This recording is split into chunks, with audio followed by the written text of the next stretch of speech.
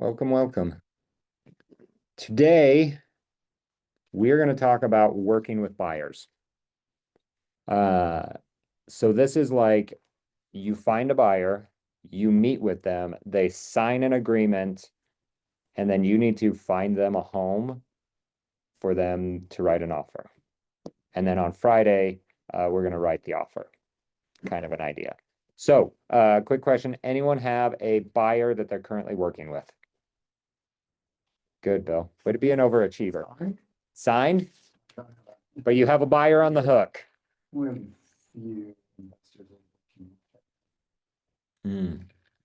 Investors are the best or the worst. Sometimes they're like my very favorite clients because they're just like, do the numbers work? And then when they're walking through the house, they're not looking like, oh, what color is the house? And the layout and things, they're like, how old's the furnace? Any big repairs? What do I'm gonna have to sink my money into? Like those are the things that they look at. So it's very like right to it. All right. So who owns a house? Okay, almost all the room. Sorry. Who has not raised their hand? Um, okay, so let's just kind of like walk through what I do, and I even taught Monday, so those there saw that like after the buyer consultation, I'm just taking all of the information that I learn and I put it in command. That is where I house all of my information. The more I can put in there, the easier my job becomes. Because imagine like working with one person, it's really super easy because you can just remember all of the stuff. But imagine having 5 buyers or 10 buyers or 20 buyers, but some of them are out a few months. Like that could be a very real conversation in months type of an idea. So just having a system built out when you only have like 1 or 2 people is the very best thing to do. So first things first, always put them in command. Okay, I'm going to show you a real buyer. Is command my version of brevity? Yep, you would do brevity. Yep. So I have this buyer named Mark. So we're going to pull up his real contact here. So Mark is my buyer. And you'll notice that I have a few things here. I have an opportunity with him. We can talk about that. I have notes and I have saved searches. All of this information is all housed within here. And then why I really like command is I can see what he's doing. So August 4th, when was that? 2 days ago, he looked at this house. It's Cade, right? Yep. Yes. So we walked through this house. And then he said, I love it so much. I think I want to make an offer. And I said, great, let's do it. And he's like, I got to just double check things with my finance. I was like, talk to the lender. And then the lender's like, ooh, we're kind of iffy. And then he's like, wait, nope, we got this. And they're like, can we see the house again? And I said, yep, let's go again. And we walked through it a second time with all the kids. And then I said, okay, how you guys feeling? You want to make an offer? And I have not heard from them. And it has been exactly 7 days. So I have no idea what he's doing. He hasn't responded to me, but he looked at the house again. He also looked at some other houses I can see. You're manually inputting those houses as you look at them. Nope. These are that he's looking at because he's connected in with command. I can see that information through the app. So he's just on the app looking at houses, and now I can see that he's alive. So I like that. There is an alternative version of doing this through the MLS, and I don't know how that works, but some people like it better. I like it all being housed in this one area because the other thing that I do is I create a note and I put all of the information that I know about them. Come on in. I know the Red Sign team is having they call it a reverse call-a-thon. No, reverse bold. I don't know what they're calling it. So there's this class called bold, where in it you have to make 100 contacts a week. If you don't, then you get a strike. 3 strikes, you're out. and they literally kick you out of the class. Are they doing bull red? Nope. But so, yeah, so Red Sign every summer, they decide to do a reverse bold 100, which means they call all of their people and they text them and they do social media posts and they say, we're doing a big giveaway. All you have to do is call in this day and talk to whoever answers and give them like your information and you'll be entered into the drawing. Get more entries if you call. And yeah, oh yeah, So then, like, we've called already. We have an entry just for phone, like, if they call in today, they get like 10 more entries. And Yep. there's some- yeah, it's something like $3,000 or $4,000 worth of stuff they're giving away. So it's like all morning long, everyone's just gonna be on the phone. So it's like something like from 10, when does it end, do you know? I know they start at 10. we started at 10. Yeah, 10 to 3. So it's just like, hey, everyone call me. Very different take on things, so it's awesome. Yeah, Bill, I have a couple questions. yes, Um, first, You said it's been 7 days. Yep. since you started. yes. Do you have some type of rule of thumb or is it more kind of just a feel of your follow? Because I understand that it's too pushy, calling every day, but. Yep. Where you don't talk to them for a couple months. Yep. So I have some standards for myself. That I give everyone a tag, all my buyers and sellers that I'm working with. So this is hot. To me, hot is like right now, they are gonna buy a house. We just have to find the right house. That is hot. Then I have nurture, where someone's like, we're a little bit out, but like maybe the right house might get us there. Or, we just need to wait till like when school starts. No one says that, but if someone said that, it might be something that someone says now. Like, I need to wait 3 months for my lease to be up. That's a nurture. So with those kind of people, I give them a different standard for myself. So hots, I need to reach out every single week. I cannot go more than 1 week without talking to them. And that might be me reaching out multiple times to have a conversation with them. Like I have called, text, and emailed him all this past week to be like, hey man, what's up? And I'm not getting answers, so like, is he out of town? Is he gone? Is he like, I don't know. Like So you're still reaching out and having those. Mhm. conversations. It's not that It's been 7 days since you reached out to them. It's been 7 days since you spoke to them. yep, Yeah. conversation. Yep. Okay. Yeah. And the whole time I'm not trying to be pushy. I'm not like, let's write an offer, let's write an offer, let's write an offer. But we need to write an offer. This is the best house we've seen. We've seen like 6 or 7 houses. This is way better than the rest of them. It is less money than all of them. And I think the sellers need to sell quickly and they're not getting other offers. So I think there's an opportunity to even get it for cheaper than what they want. They're pre-approved, like it's in their ideal neighborhood, like all of these boxes checked. It's like the only thing it doesn't have is a fence around it, but it's like mostly around the house. It's like one side doesn't have the fence, so super easy to add. And then everything else is like perfect for them. So like they should be buying this house and I just need to keep following up and talking to them. But some of my texts are like, hey, I'm okay. Like if that house doesn't work, do you want to go see others? Kind of a thing. Like I'm just open, I'm adding value, I'm here to help.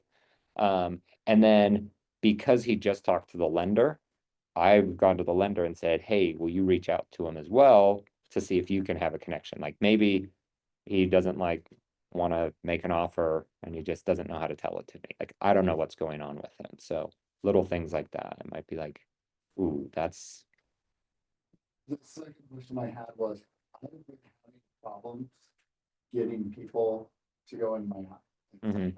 Oh yeah.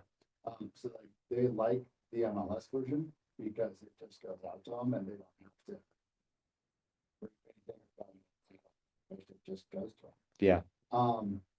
What are some things that you recommend to get that to happen? Because I like that better. Yeah. Just for the Yep. visibility.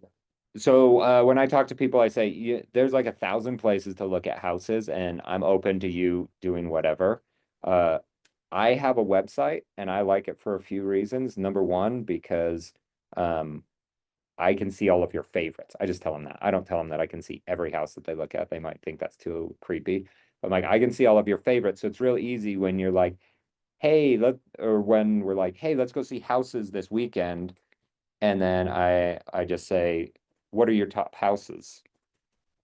I don't need to ask them that. I can just say, let's look at your favorites. Like, these look like they would all fit your criteria. And then I can just go show them those houses, kind of a thing.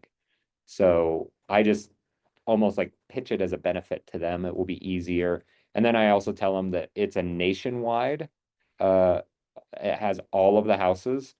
So if the house is not on utahrealestate.com, if they're on utahrealestate.com, they're not going to find it. Like St. George has an MLS, Park City has an MLS, every other state has all of their MLSs. If you go travel, like I'm going to San Antonio next week, I could literally pull out my phone on my KW app and find houses in San Antonio. Like, this is a cool area. I wonder how much a Airbnb costs right here. Boom, one push of the button. I'm there. I'm looking at houses in that area rather than like, oh, do I need to go to Zillow or Realtor or Homes.com? Like, just all of that. So I kind of just pitch it as a benefit. If they don't use it, I'm not upset, but I like it for this reason. So And if they don't wanna do that, then yeah, then I say like, yeah, you should probably use the MLS because that's going to be the most up to date because that's what real estate agents use. If you're a fan of like realtor.com or Redfin or whatever, like great, use that. You're just gonna have to like screenshot me listings. There. So I'd like to set them up on a save search as well, but I actually told him to look to set up some save searches. So he has done that himself, playing within the app. So I can even click on oh no, but it doesn't let me edit his. What's cool about a save search is consistently emailing them out houses. So the most valuable thing that you can do for a buyer is send them houses. That's what people care about. So like any email or anything that you come up with that you're like, this would be a great email for me to send to like an open house lead. They don't care what your email says. They care about houses. So I default to, if I'm doing anything, it is sending them houses. Like that's what I want all my buyers, all of my sphere even. People love looking at houses. So I just try to get as many people on these save searches as possible because then that brings them back into my world consistently. Whether it's an email or a notification from the app, somehow they're going to get back into my world and see all of this. But so let's talk about, ideally in the buyer presentation, we find a handful of houses that we're going to go see. We are going to set an appointment for the first time that we're going to see houses. And then what I like to do is, so you always do this from the MLS. We're gonna go through quick for those of you who have never shown a house and exactly how to do this. So if Mark wanted to see these two houses, and he's like, yep, these both look great to me. So we're gonna search the address, pull it up to see what it's like. See, this one's even more money than the other one. Then what I do is I add to a property list. And so I'm just gonna call this one fake because I already have that. This is my process, by the way, and you can do it however you want to.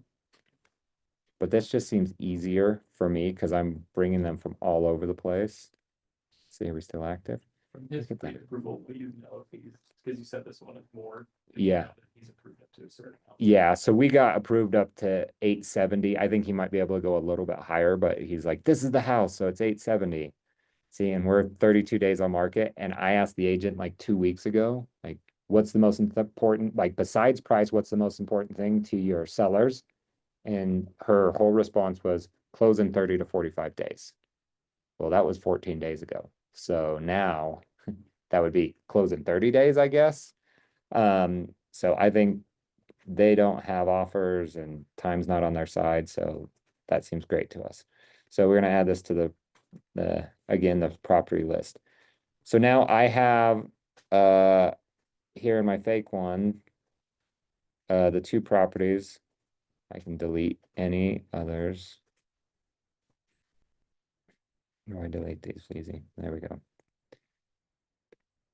And then I'm just going to set up showings for these two. And so you can just select them. You can view them in like the agent full report, which is like the normal way that you're seeing them. So I pull this up and I print this before my showings. I like to have a paper copy of things with me because sometimes when you get to a house and you go to load up the listing, it does not work. Like your internet is not loading it up for some reason. And so paper copy is always something great to have. So I always print that out. And then I will do an aligned showings route. Is that the one? So if they say schedule a showing here, you can just click to schedule a showing. And so that's all it is doing. If you create an aligned showing route is it will just drop both of these in.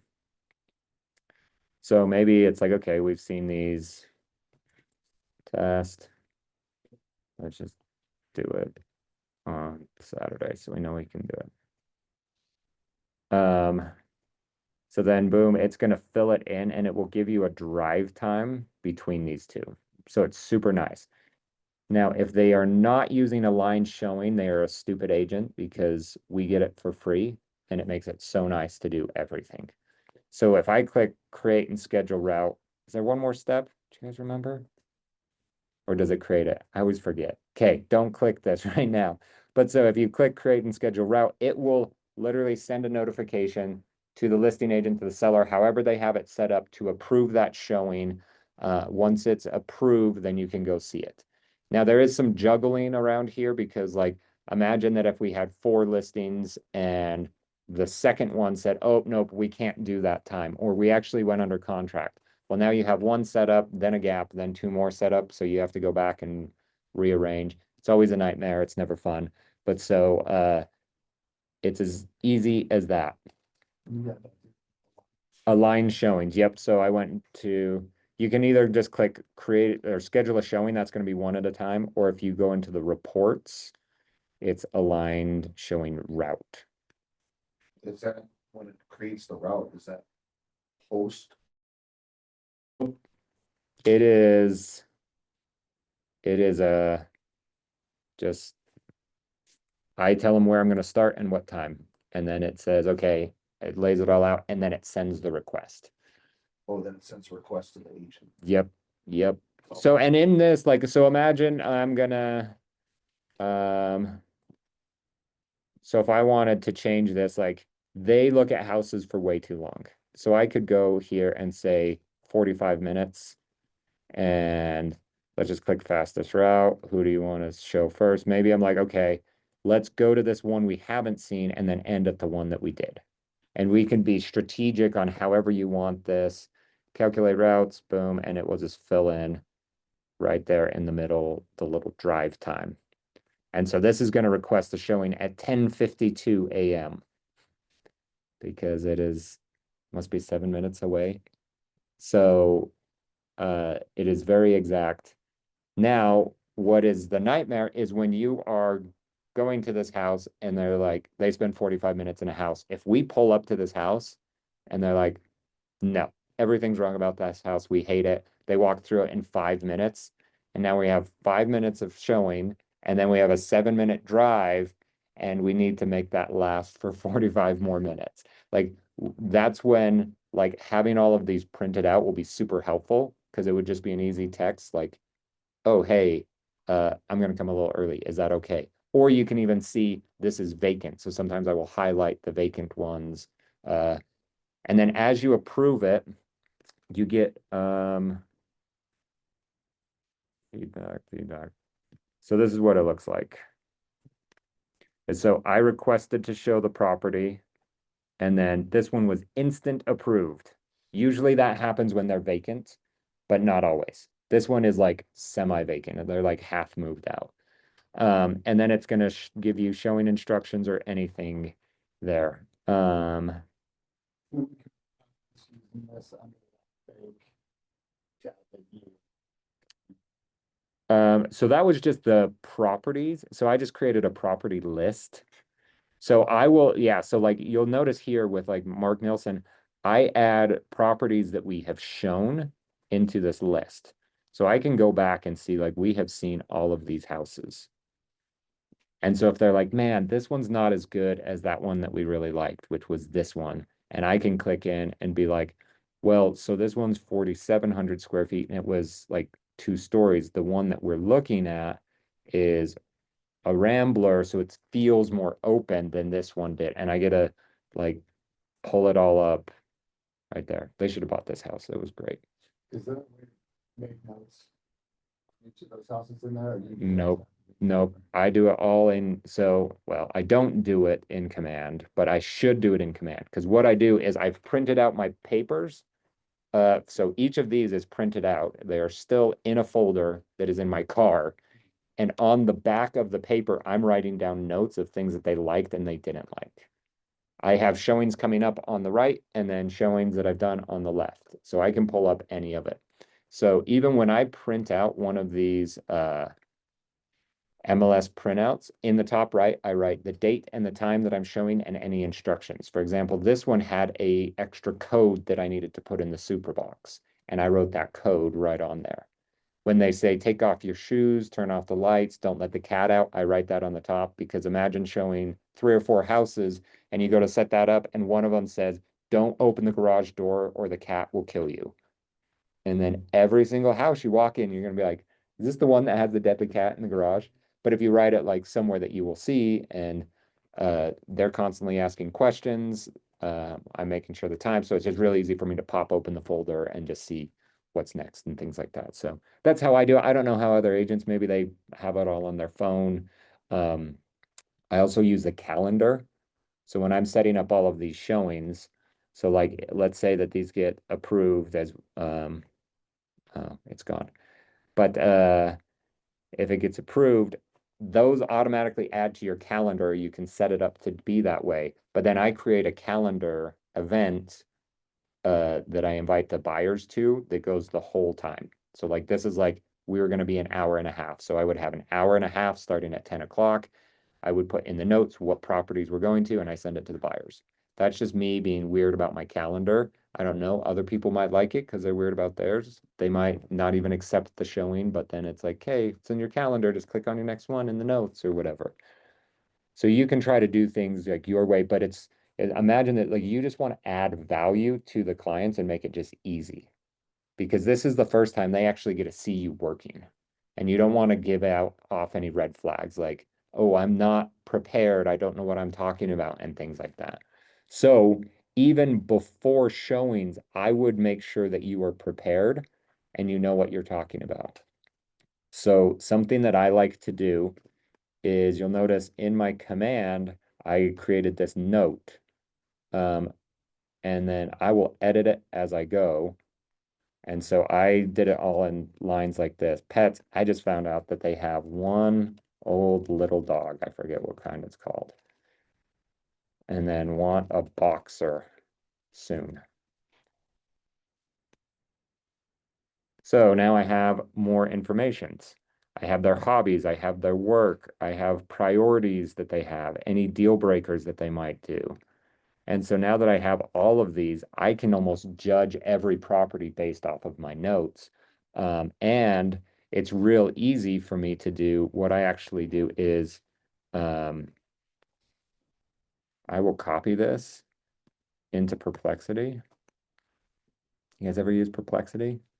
It's like Google search, but with AI instead. So then I'll say I am a real estate agent showing this property, and we'll pretend, what's this property that we're showing? Green North, Canterbury Place, Highland, Utah. Here's the information about Give me a property report. I'm making this up as I go for them. Paste in all of their stuff. Let's see what Perplexity does. So I gave a bunch of bullet points about my buyers. And then it's gonna add the property. Now, we could probably be a little more specific in what we're looking for, but it's getting the overview, key features. And you'll notice that it says things here like I said he does river rafting, and then he wants space for storage and space for rafting things in the garage. So it already mentioned, boom, deep 3-car garage accommodates rafting gear. And so it's, yep, yep. The outdoor lifestyle, boom. Highland Glen Park is nearby, which is a sweet thing. And we literally talked about Highland Glen Park. Like you could walk there on some trails. And they're like, oh, we love going there. What? Within, what, yeah, what did you end up putting? Within rolling distance? Within walking distance to the elementary school. And Because some people can't walk. so what does it mean? You can't say beautiful views. Because it's blind.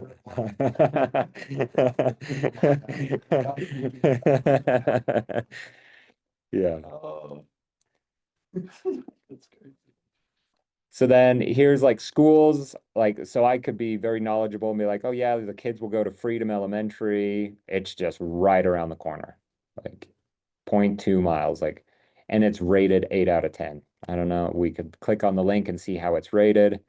They don't have anyone in junior high yet, but 1.7 miles, and then they go to Lone Peak, which is highly rated. Prep friendliness, like, so it just gave me all of this information, and I could even like if I'm like, gosh, I don't even know how big rafting gear is. Like it even gave me like rafting or space requirements for rafting gear. So I can just click on that link and now I know. And Perplexity is finding that for me. So then I can, like, every time we go in a house, I'm like, how's this garage? Can your stuff fit into it? And the knowledge that I have is when I was a teenager, I went rafting.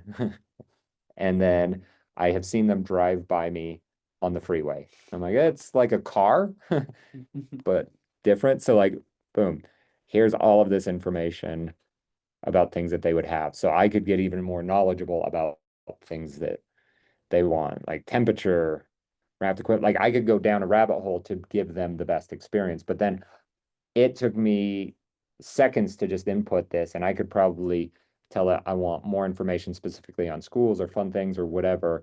And then it will give me all of this information. And then I can write down like, oh, hey, before my showings, I was actually looking up. It sounds like we're just a couple minutes away from this cool park.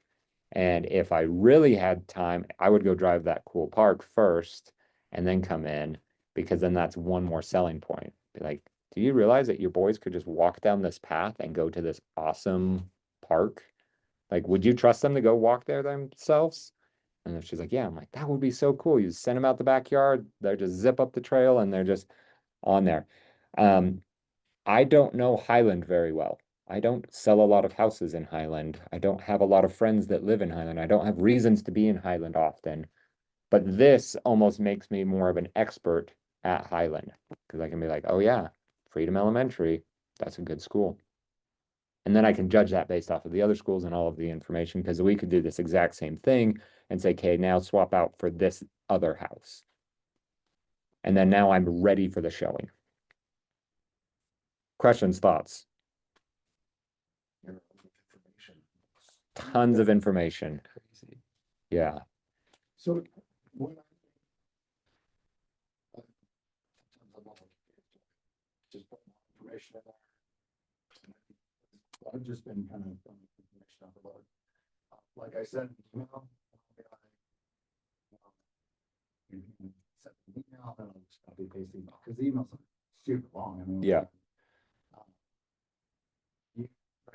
I figured the thing does summary for us. Hmm. Whatever. So I figured if I put everything in, it's recurring. Yep. Is that? Yep.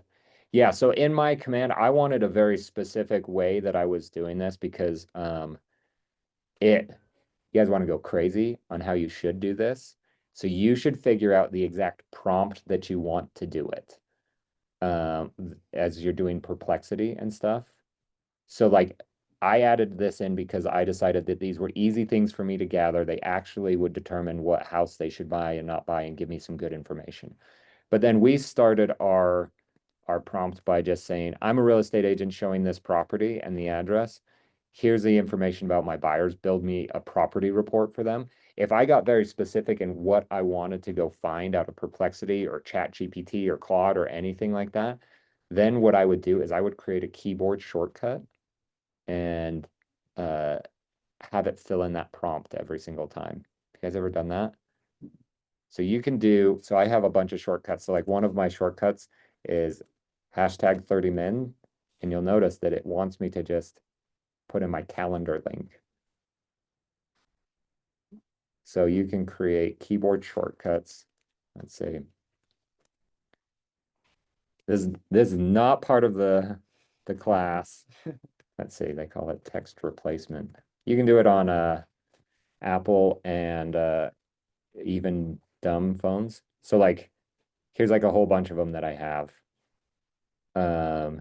So like 15 minutes. I actually don't have that link anymore. But like Brittany, if you're ever like, what's Brittany's information? And you're like, why did you text me her full name? It's because I type in hashtag Brittany and it fills in her name, her phone number, and her email address. Yeah, so it's called a text replacement. You can do it on your phone, you can do it on your computer. I don't know if Windows computers can do it. I imagine so. Can you do it? Not that I know Okay. There's probably like add-ons and things like that. Dean, I think, probably does it. The phone for sure does it because Dean has a whole bunch of these on his phone. But yeah, so then I would figure out like my exact prompt that I want to say to Perplexity. Like I would like to build a property report, but I'm more interested on information that is not about the house, but what's around the house. And so find me like top eateries, parks, things like that, based off of my buyers. And then I would just type in like showing, hashtag showing. That's I start all mine with hashtag just so I remember. This is a funny prank you can play on people as well because you can go into their phone and change words. So like on my mom's phone, I changed cat into dragon one time because I'm like, she doesn't type cat enough. So this is like a long con. She couldn't figure it out for the life of her one day. It was like 6 months later. She's like, well, I wasn't even there. It probably was great, but she's like, she called me. She's like, I can't figure it out what's wrong with my phone. It keeps saying dragon instead of cat. I'm like, yes. But so, yeah, so I just do hashtag showing and it would fill in my exact prompt that I want. And then I just have to put in the address and the information about my buyers. And it would go do all of this research on the property for me. So then when I show up, I don't look dumb. The other thing that you can do is you can start searches and then like not finish them. Or like ChatGPT is really good about this. Is so like you're like, hey, I'm about to show this property. I might have some more questions as my buyers have questions for you. Be ready for questions. Here's the property. And then you start that chat. And then when they're walking through the property, you're like, oh, that's a great question. And you just like type in ChatGPT their exact question and hit send, and it already has the property there. And so now you're just gathering more information while you're walking through the property. So you just look like you're just the most knowledgeable. Like this, this exact buyer, we walked through a house that didn't meet any of their criteria. Like when they sent it to me, I was like, hey, I don't know if I want to show you this house because everything you told me you want in a house, this has none of it. And they're like, yeah, but look at the backyard. And the backyard literally backed up to Provo River. Like you walked out of your backyard and there was a fence with like a gate in it. If you went through the gate, you were standing in a river. And I'm like, all right, I get it. And like we would just basically redo the entire house and change everything. So I told ChatGPT, this is the house, this is our game plan. Be ready for questions. And they're like, okay, we would need to add a third car garage. How big is that? Chat, how big is a third car garage? And it just told me. And it's like, what's the setback rules in Provo? like, hey, we're remodeling in Provo. How far back from the boundary lines does it need to be? And it just told me, like, I'm assuming that it was right, but it's better than me being like, I don't know, let me check into that. Like, I'm just like on my phone grabbing all of this information as we're walking through homes. So I was a lot more knowledgeable. He measured out everything. But I'm like, I have a floor plan of this. And so Perplexity, the difference about it is it is going to go search the web when you ask it. Like that is what it's doing. And then it's just you'll notice that everything that it brought back has a little number next to it. So you can click on any of these and it is going to take you to that website that it found that information from. So I like that as I'm doing something like this because like I don't want to just be like, oh yeah, this elementary, it's an 8 out of 10. And I go, who says that? What is that? But I'm like, okay, let's check out like, okay, who's saying this? And it's like, okay, Trulia is getting this information. And then I might have to be like, okay, where did they get this information? Like, oh, it's community ranked. So users are giving it like, there's one bad review. So you can see where it all came from. So it's like up-to-date information and it doesn't hallucinate like other AIs do because it's just trying to gather all of the facts for you. This is part of your. Yep. So I'm just prepping. So I'm ready to go. I know where I'm going. All of the events are in my calendar, so I know what house is there. I have a printout just in case of everything. I have some of these notes that I think that they might ask. Sometimes I'll even print this out and staple it to my MLS. So I have like a printout of just crazy amounts of information. I have my MLS, and then I write my notes on the top of when we're going to see it and anything that I need to remember as I'm showing it to them. Then we walk through the house. So have you guys showed houses? Who has not showed a house yet? Okay, Short warehouses. warehouses. Okay. So when you show a house, and you guys that have shown, type in on things that you do that you think work well. So there's a super box. If you've never opened a super, we can do that. I have some in my office. Oh, Bill's got one right there. I will need some help with that. I Yeah. can't get to my open house. Oh, okay. Yeah, let's figure that out after this. So open the Supra. It's typically on the front door. If it's not on the front door, I would check railings towards the front and the gas meter. For some reason, the gas meter is like the default. Like, I don't know where to put this gas meter. I guess it just kind of fits well and it's kind of off to the side. So check there if you're looking at anywhere. So when you guys show houses, what do you do? Like, I open the key box and then I put the key in the door, I unlock it, I leave the key there, and then I hold the stupid cup from the Supra. So I can't get in my car and drive away because I'm holding this clunky, awkward thing. How do you guys do it when you're showing houses? I usually just put the cup right by the porch Okay. so that other agents don't come in. Oh, yeah. Yep. And so you just put it on the porch that they know someone's showing it. Okay. It's not a bad idea. Yeah, there's nothing worse than if you show a whole bunch of houses and then you are driving home and you go to reach for your drink and you feel a key in your cup holder. And you think, oh shoot, which of these one houses do I now have to go back to and put a key? And then you get to go to all of the houses. And it's always the last house that you decide. If you're like, okay, I'm going to start from the beginning, go to the end, it's the end house. If you're like, I'm going to start from the end and go to the beginning, it's the first house. So I have It's- the box right. Something like Yeah. that. So I keep the key on me. It's. Yeah. But I can't. Close the super without the. Yep. Yeah, without the key. Yeah, so yeah, just I guess if you open, so an agent gets a notification every time you open the box. So some people are like, "Oh, I love to like close it and then I open it again to put the key away so the other agent knows that I'm done and I put the key back." I'm like, that's a good reason, but I always put the key back because I'm never driving away with a stupid cup. It is awkward and it's not great. So so grab the key, however you're gonna do that, so you don't forget about it. Probably key in your pocket is a bad idea unless you already have like a checklist in your mind, like I need to put the key back in and this back in before I drive away. Then especially on houses where people live, it's kind of weird. Like, have you ever been to a friend's house and they just moved in or something and you're like, give me the tour, and they like show you the tour? Like, what do you do when you walk in a room? You like look around and then you leave. That's not how we see houses though.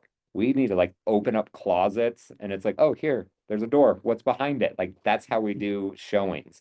And so I'm always the one that opens doors and I do it in front of them on purpose.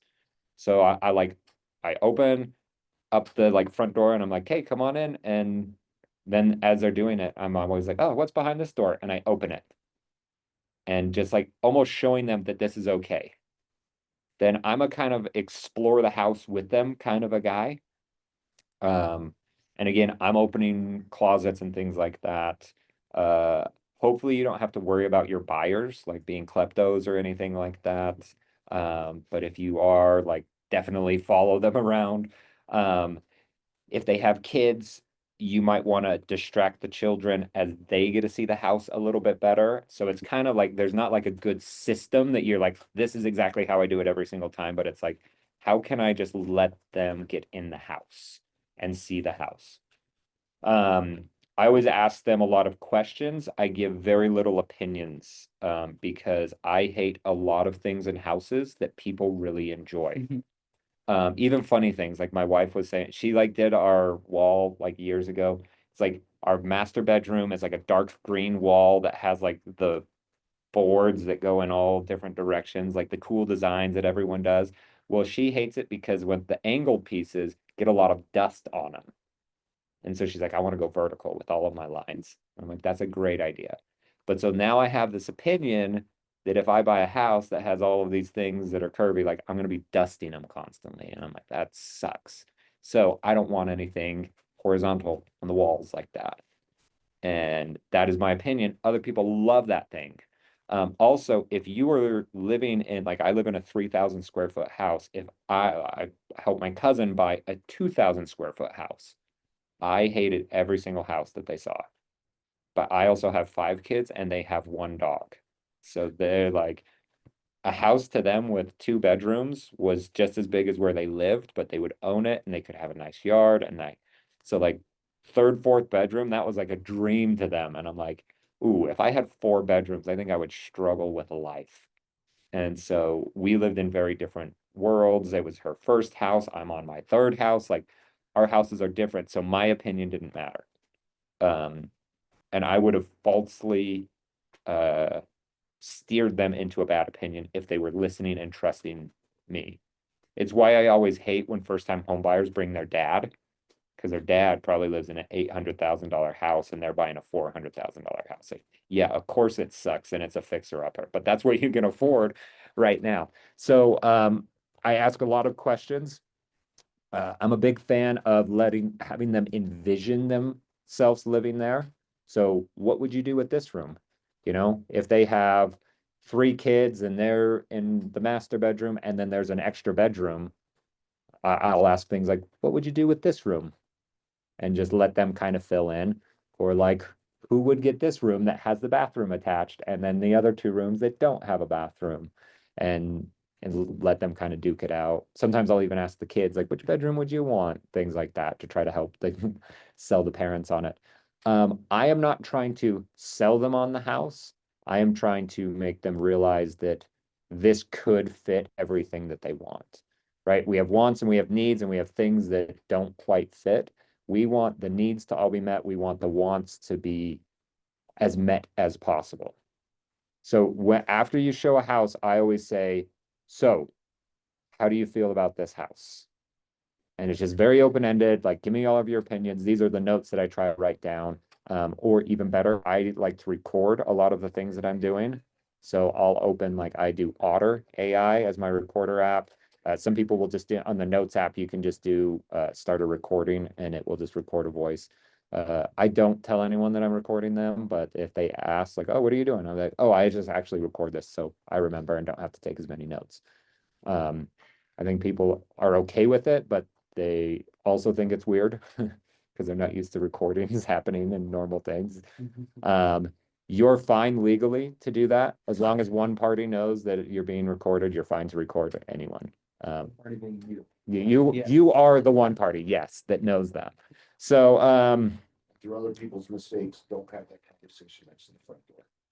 When you have- yes. So this is a conversation you have in the kitchen. I always tell my buyers, you are probably going to be recorded. We can speak openly and honestly, but don't be mean. So like, if you found out that the sellers heard exactly what you said, would you be like, uh-oh? If you're like, ooh, that is hideous, I would never do something like that. And you're talking about their decorations, that's probably keep to yourself kind of things. But if you're like, I don't love this layout, or this doesn't fit for our family. I'm not a fan of like the paint colors in this room, I definitely have to paint. Like, those are things that are just fine. Like, they're gonna hear those things. People have cameras all over the place. They're usually not hidden and people don't find them.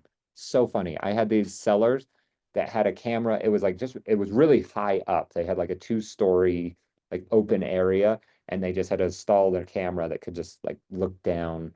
Security reasons. He was a weird guy. Anyway, they didn't remove it and people would have like all of these conversations and it could see in the kitchen and they have these conversations in the kitchen and they knew everything happening about every single showing. And so I would call and be like, I have feedback, and they would tell me the feedback. And I'm like, oh yeah, you know more than me. So I always tell people, assume you're being recorded, but that does not mean that you don't have to be open and honest, especially with me. But so I always like end in the kitchen. I'm like, okay, give me the rundown. How do you feel about this house? Does this work for everything that you need? I like to rank houses as we're going to show them.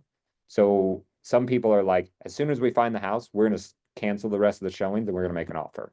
Let's go through all of the houses and then we'll make an offer on the best one that we see. And so even on the very first house, I tell people, it's not weird if you buy this house. Like sometimes you're gonna buy the very first house that you walk in. We don't need to see every house on the market to know you love it. Like you've been in a lot of houses. You know the things that you like and what you don't like. And we're going to see the best houses on the market. So we don't have to see every single house. So if you love this first one, let's buy this first one. We can see a couple others just to make sure you feel good about it. But you can do this. Then when I'm talking to them and we rank them, at the end of the like showings, I always tell them like, okay, so if we make an offer on a home, that does not mean that you are buying the home. That means we are starting the process. Like there's a whole negotiation process that happens. And then I'm going to build in deadlines that we can get out for literally any reason. Because we're going to want to make sure that nothing's wrong with the property, that it appraises, that we have a good price, like all of these things before you like are on the hook to buy the house. So if you think that you could see yourself living here, we can go down the process of seeing if they'll even accept the price that we're willing to pay for it. And then if there's any problems, we can go back into negotiation and go from there. So it's not buying a house when you're making an offer, it's more reserving a house when you make an offer. And it doesn't even mean that you're going to get it if you make an offer. So it's very like nonchalant, like, making an offer, it's like not a big deal. Don't worry too much about it. I don't like to show more than 3 houses, maybe 4 houses at a time. You guys do parade of homes ever? How many houses do you see in a day at parade of homes? Sometimes a lot. Over clusters. Yeah, I see 3 and 4. Clusters and some church, yeah, yeah. Yeah, it was funny. A couple years ago, we went with my wife and some of our friends, and we started like south as we can go, and we did as many houses as we possibly could. I think we did 6, and then we went to dinner. And my wife's like, I really like that second one and the pool. And I was like, the second one didn't even have a pool. She's like, no, it definitely had a pool. And I was like, that was the 4th one that you're talking about. She's like, no, I didn't like the 4th one at all. I was like, which one is the 4th one to you? And so if you can like make it fun, like I always think about like HGTV, like they always have these like they name the houses and they don't see more than 3. Like let's just recreate that. So every time you have a house that you see, like be fun. Like this is grandma's house. And it's all got all the grandma stuff in it. This is the greenhouse. It seems like they use green on every single wall in the house. Or however you want to do it. We watched the worst. No, Mhm. interesting. Someone was doing a CMA the other day and they're like, here's a comparable that I found that's in the same like neighborhood. It's a 55 plus community and they're like, same exact layout, but I have questions on it. And I was like, wait, you found a home like 4 doors away, exact same square footage, layout and everything, and you have questions about your CMA. Like, shouldn't you just be like at the same price as that? And they're like, well, look at the pictures. And green was their favorite color for sure. It was like every room had one dark green wall and then one light green wall. And there were like decorations that were green as well. Like a green rug in the middle of the room and green frames on the walls that were not green, like things like that. And like, what are we better than this? And I was like, yes. Base coat, whatever the builder did, that is better than this. So yes. And hopefully you're just the cost of painting different. But yeah, so some people do some crazy things. So I by the way, when you're showing like I always tell people like, what would you make an offer on this house for? Here's the thing. When houses are listed, like even this random house, where'd it go? That we have. So they started at 895. If we would have gone and seen this house and it was at 895, and they're like, gosh, this is too expensive. I would buy this house if it were 870. Well, now the seller's already lowered it to 870. And so if we walk through this and we're like, this would work, but I wouldn't pay more than 850 for this. Let's make 850. Who knows? Maybe that's going to be their next price reduction that happens any day. Maybe the agent is already having that conversation with the sellers. Like, hey, we're not getting any traction at 870. We're going to have to move. And because you guys are in a hurry, we got to do big. So let's go down 20 grand. Let's go down 30, 40, $50,000. You don't know what the sellers are thinking. So making this like, what would you buy this house for? And we can make an offer at that. Like there's nothing wrong with things like that. So I always say like, would you buy this house? Like, does this meet your wants and needs? And if so, like what would you buy it for? And then I always tell people like, we'll double check all the comps. We're gonna get an appraisal. Like you're not gonna overpay for this. We'll make sure. But we want to make sure that it meets what you want and that you can live here for a while. Then when the day's all done, I try to get them to make an offer on any one of them. And it's just making the offer not scary. Like it's totally normal. Like I write offers all the time. People buy houses all the time. It's normal. Like it's a big deal for them, but it's normal to us. So we have to like treat it as such, but also make it so simple that they're just like, yeah, we got this. We can do this. Like you got our backs. And then if they do make an offer, we'll talk about that on Friday. But if they don't make an offer, I'm going to go back in and then update my command. You can add notes like I showed these properties and these are the feedback that they have. You might want to update your little about note that you have here. Like I just learned that they have a little dog that I did not know about and that they want to buy a boxer when that one dies. So you start to update this so you know exactly what's going on as you go from buyer to buyer. Can you like imagine having 5 or 10 buyers at the same time? How do you manage all of that? Questions about showings, about working with buyers?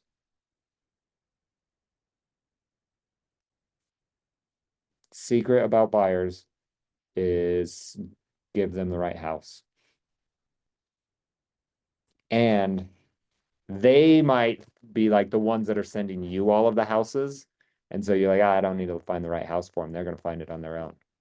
But if they are finding it on their own, great. If you can also sprinkle in other houses that are the right ones, like if you find the right house or if they find the right house, they will buy it. Like there's like some house out there for every single person at some price that if they saw, we could have this house at that price, 100% I'm doing it. Like, think about some of the houses that you've been in and be like, if this was listed at this much, I would buy it. Same thing with sellers, but their number goes the other way. Oh, if I could get this much for my house, I'm gonna sell it. The thing about buyers is you're gonna actually go out and find that. So figure out what you need, what you don't need. Now, if you're not finding any houses, like Erica came to me the other day, and she's like, hey, I have this buyer. They need a Rambler with no steps, and they want a basement apartment, and they're not qualified for very much money. And it's like, that's not a thing. And she's like, oh, and they need to live in this section of Murray. And I'm like, that sounds like too many criteria. Which one are they okay getting rid of? And that's how you might have to play if you're not finding anything on the market. You can always look for that random thing. Like, there's this family in my neighborhood that like they had like 5 kids or something. 3 of their children have bought homes in my same neighborhood. So they're just like, anything that comes for sale, we want to buy it. Like, that's how they live in our neighborhood. One is in St. George and she doesn't really talk to anyone in the family, and the other one lives 1 block away because she makes way more money than everyone else and wanted a bigger, fancier house. And so she went further away, but it's 1 block away. But so like they're all about like that neighborhood, and they're like, we don't care about anything else. We can remodel the house, we can change anything, we can do anything, but this is the area. And that was their most important thing.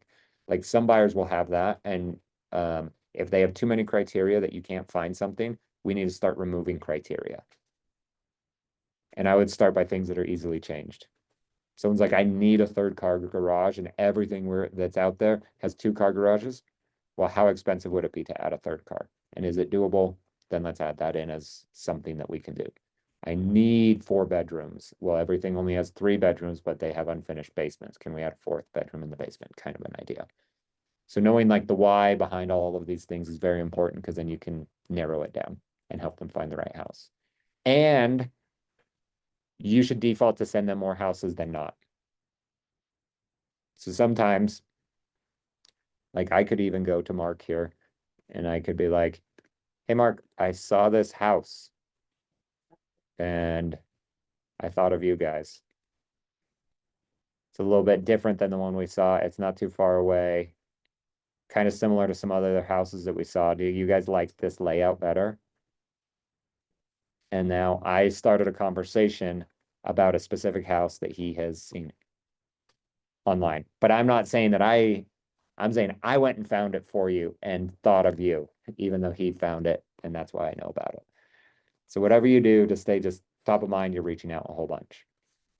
Any problems that you think you might run into with buyers? Or anything that you guys that have had a few more buyers know? Do you have any like non-negotiable expectations that you set? I don't show houses unless you've been pre-approved. Because that I'll waste my time. 9 times out of 10, I'm gonna waste my time. And what else? Do you have any? As I'm thinking if I have any more. You hit on the number of showings. Yeah. I won't go more than 4. Yeah. That's where I max out. If someone's like, I'm flying into Utah to see houses, and there's these 8 houses that I really like, then I'm like, great, let's go to 4. Then we're gonna go to lunch. Then we're gonna go to 4 more. And I'll break it up like that, because at lunch we can talk about the first 4, kind of like reset the palette type of an idea, and then go to the other 4.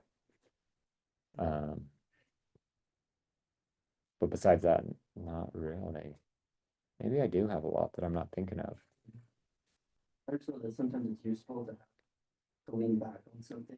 Uh-huh. As in expectations. So we get to the kitchen conversations, or you get to the front of the house. It's a lot easier to just rely on talk about. Yeah. I like to rank houses. So I always tell me like, is this like the first house you walk through is the best house you walk through? And then we're gonna rank everything based off of that. Is this better than the first house? Great, that's better than this is our new best house. Is this better or worse than that house? Like, I do a lot of that. And so then I just, sometimes I'll ask them like regret type questions as we're doing that too. Like, if you found out that someone else bought this house before you could make an offer, how upset would you be? They're like, ah, no, that's fine. And it's like, well, this is not the house. Let's not even worry about it. But yeah, the more you have the information, but yeah, other expectations on them, not really. I always tell people to be very honest with me. A script that I use often with buyers is the hardest part of my job is matching your motivation. I'm ready to run 100 miles an hour. If you're not, I'm going to feel very pushy to you. If I'm not running 100 miles an hour and you're ready for me, you're going to think that I'm the lazy agent that's not helping you.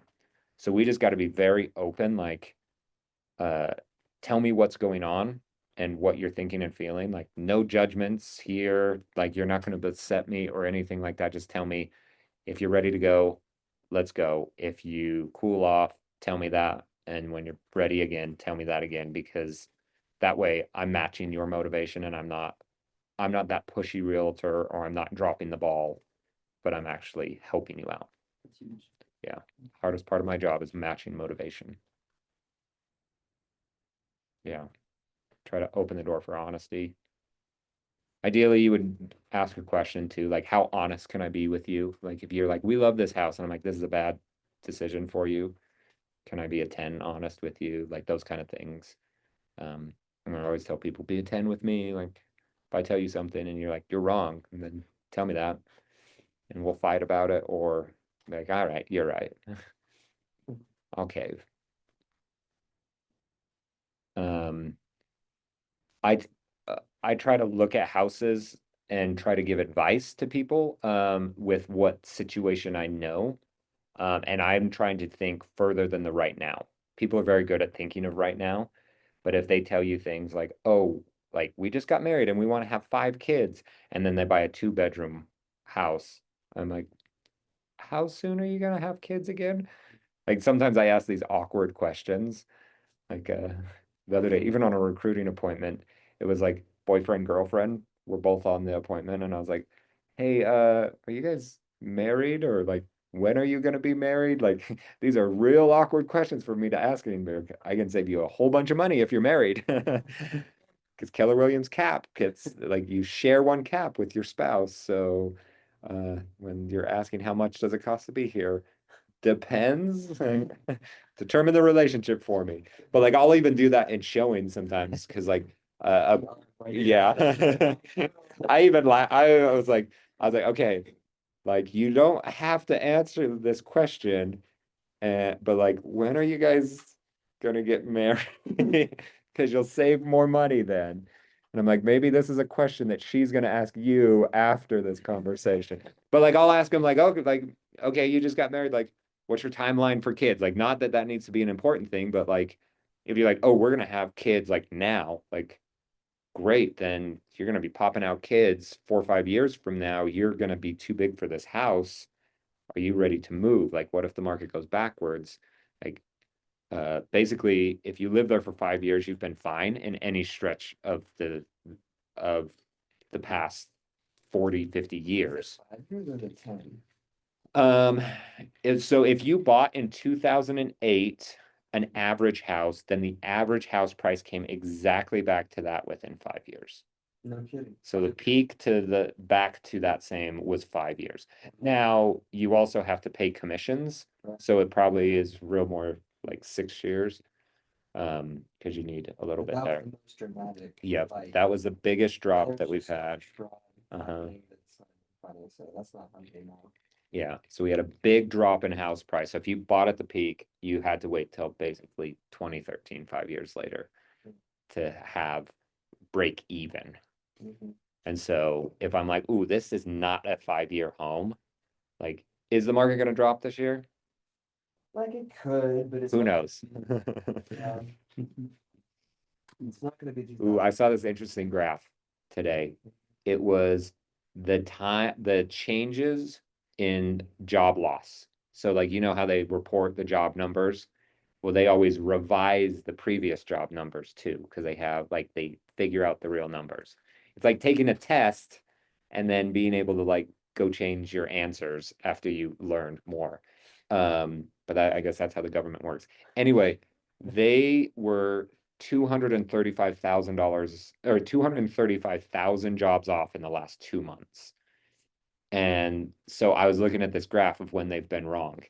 And it was really interesting because they were wrong in like the late 80s before a recession. They were very wrong down. They were very wrong in like the dot-com bubble, again, down. They were very wrong in 2008, down. They were wrong in 2020, down. I'm like, basically every recession lines up with when they've been wrong. And they're wrong again in that same direction. I'm like, oh no. But I think real estate's already in the recession, so I think a recession wouldn't change anything in our lives, actually. And some of the rates are actually dependent on those job information too, right? Yeah. So Well, yeah, because the Feds looks at that, and so, yeah. So we have no crystal ball. They look at is unemployment. Inflation. Yeah. Yep. I've been saying for months, I don't believe that. yeah, she can- Oh, wait, police department? Trump fired.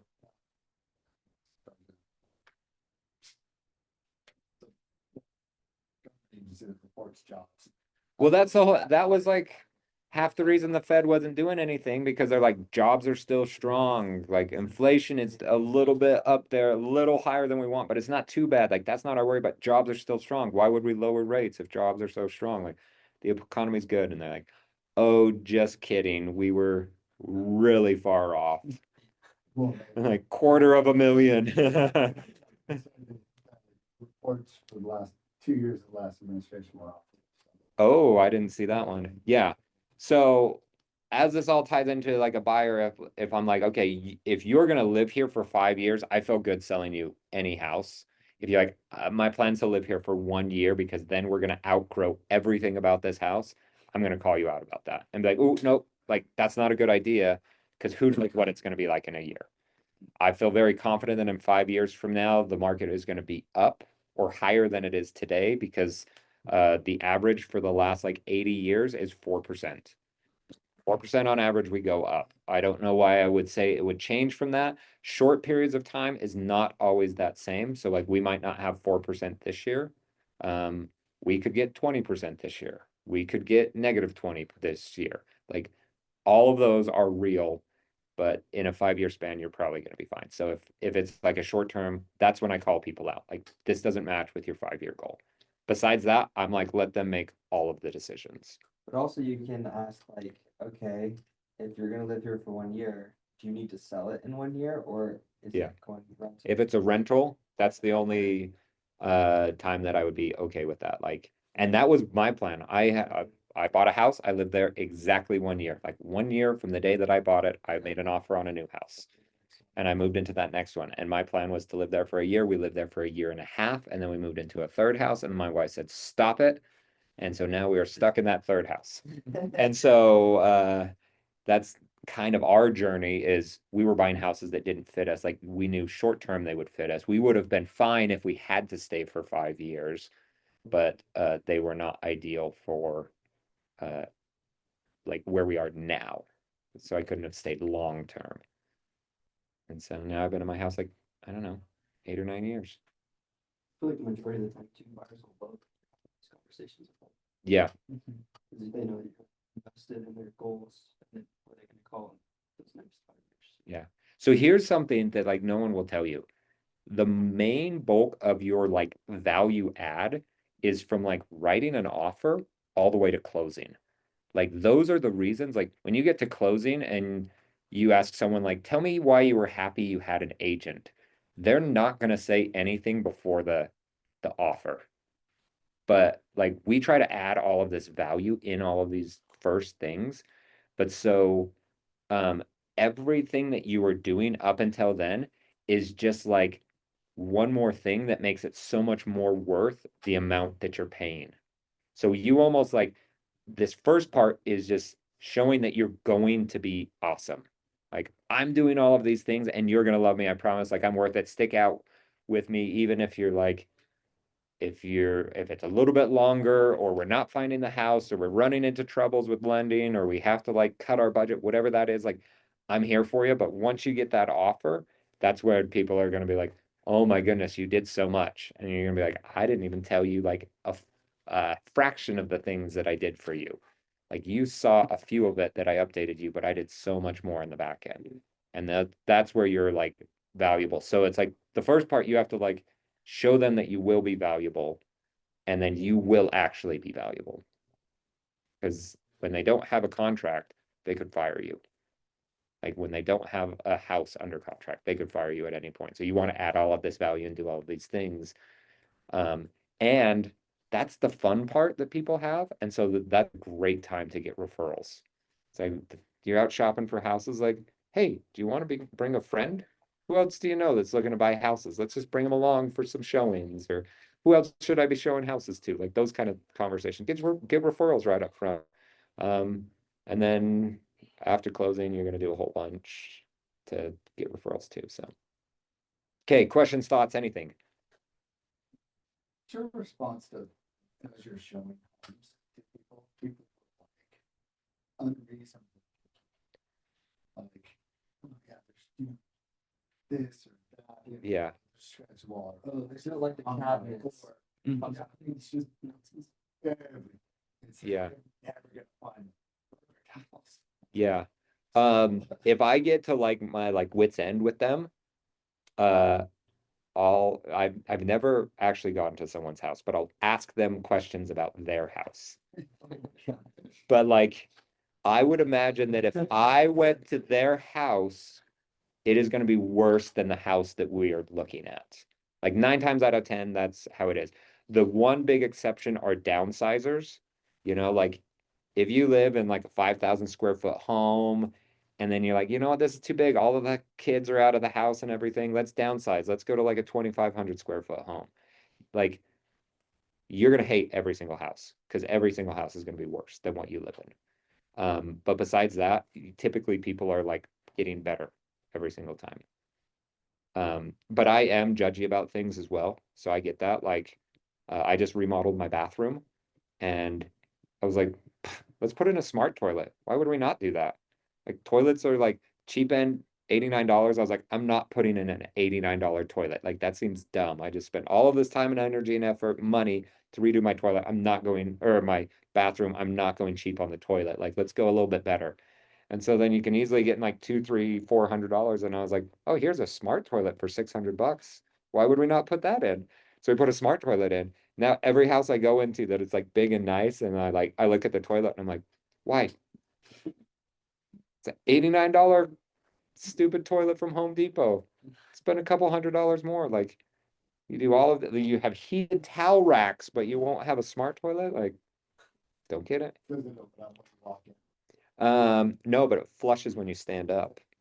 Walk in, opens up like, Yeah. Yeah. walk around here. There was a building. Starts playing some music as Yeah. you come in. Yeah.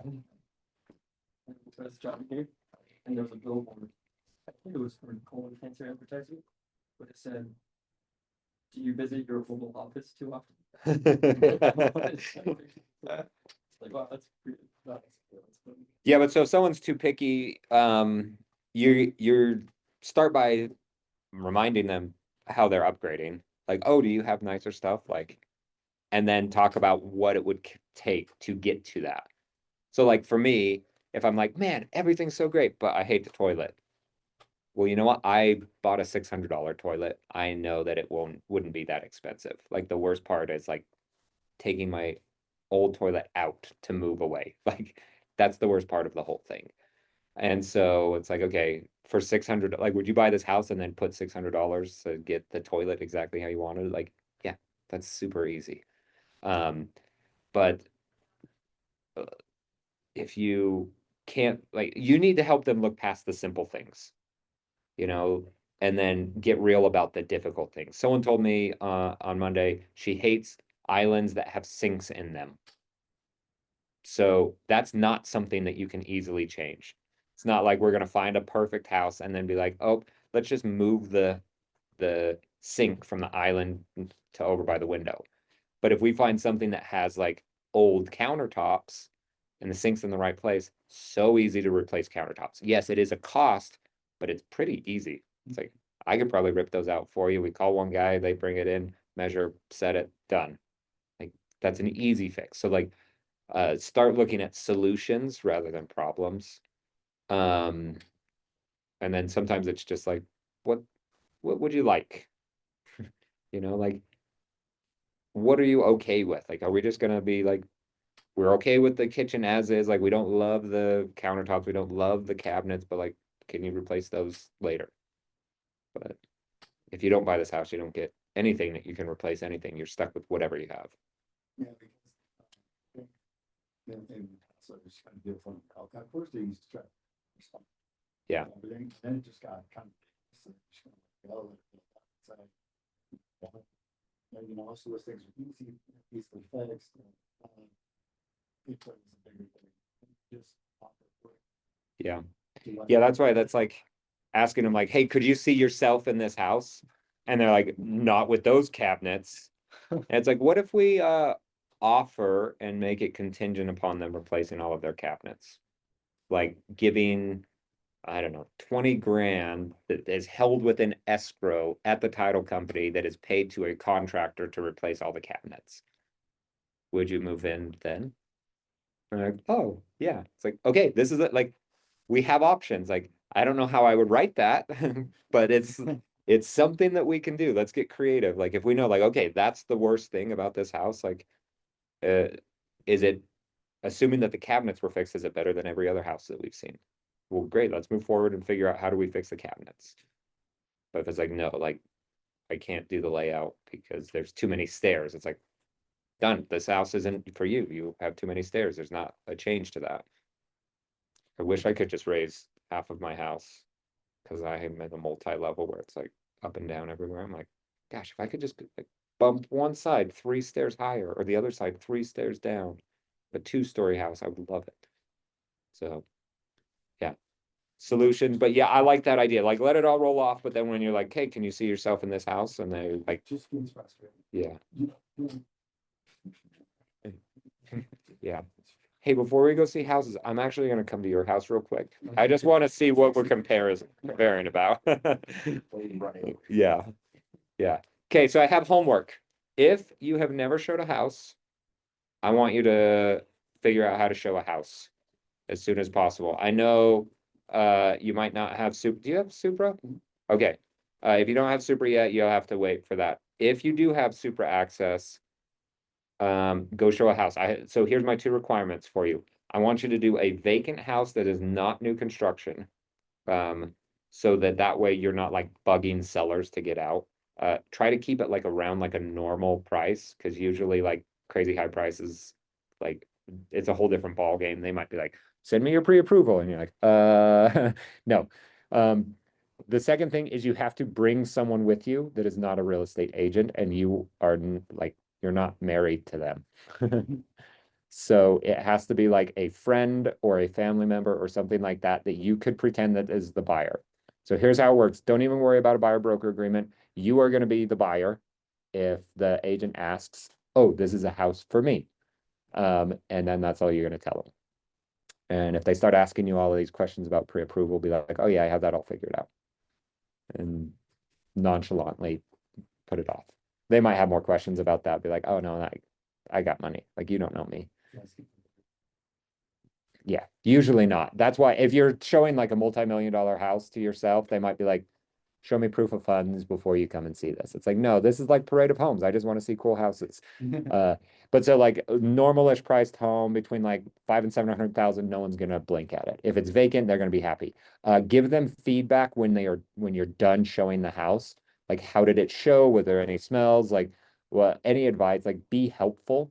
But we're gonna work out the kinks of you getting into it, because if you show up at a house and then your Supra doesn't work, you're gonna know it when it's your friend that's just going for fun, rather than a buyer where like I received an actual call from a real estate agent a couple weeks ago that's like, I'm at a showing and I can't get in the Supra box.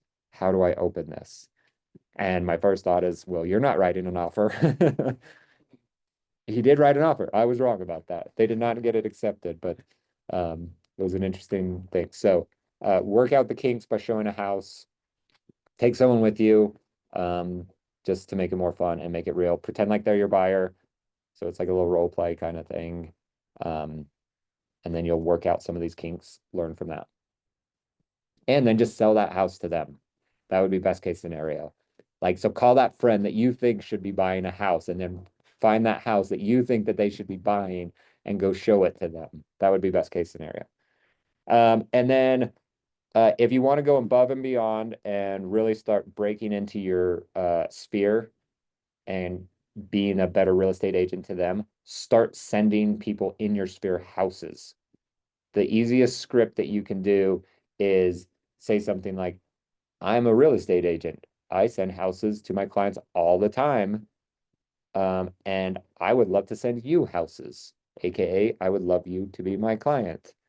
Like, I know you might not be in the market, but I could set you up to receive houses like in your neighborhood, where you want to move, whatever. If I sent you houses, what would you like to see? And then they probably push back like, oh, no, don't do that. Like, no, it's so easy for me to set this up. Then you can just kind of browse my site for houses if you ever look at anything. And then if you ever find something that you really like, you're already looking. So you can keep up to date with the market. It's just awesome. Let me send you some houses. And in Command, you can actually create a saved search. And so like, let's say they're like, oh, I'd love to live in Orem. Great. And you fill all of this out. And then why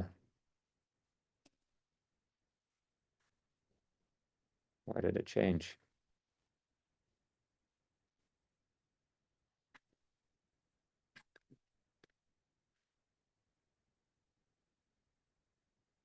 Wait.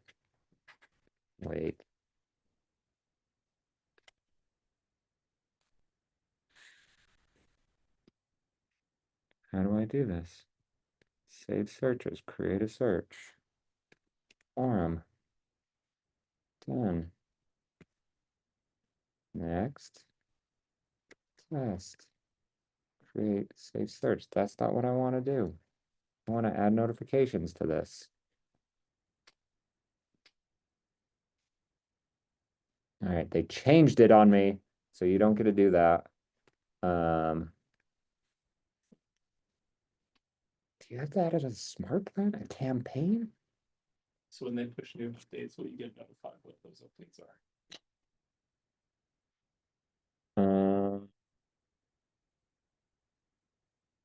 Yes, that's the idea behind it. So like if something on the MLS changes, it will send notifications to the Well, clients. I'm saying since But you're in oh, command, you said that would change, will you get notification? no, they're changing things constantly. Save search, what would you call this?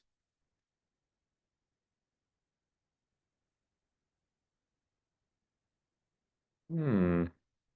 All right, I'll figure this out and send it to you guys. But if you see, I have some of these, pretty sure. You're looking for just send. Yeah, I want to send an email or a notification on the app that there's houses that meet their criteria. Because then you are like every 2 weeks sending them an email and you don't have to do anything but set it up initially. There is this thing called neighborhood. So you can add a neighborhood. Orem North. And then it sends them an email every 2 weeks and takes them to this. So if this is where they live, it would be interesting. But there was a way to do it for buyers.